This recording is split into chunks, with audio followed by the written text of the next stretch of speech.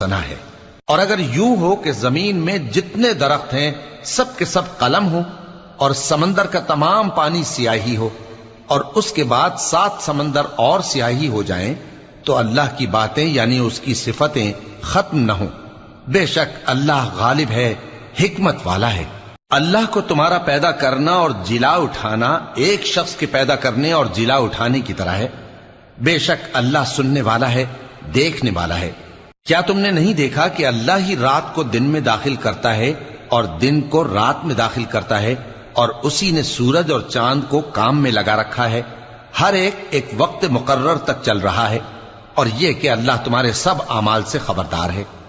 یہ اس لیے کہ اللہ کی ذات ہی برحق ہے، اور جس کو یہ لوگ اللہ کے سوا پکارتے ہیں وہ سب باطل ہے، اور یہ کہ اللہ ہی عالی رتبہ ہے، گرامی قدر ہے۔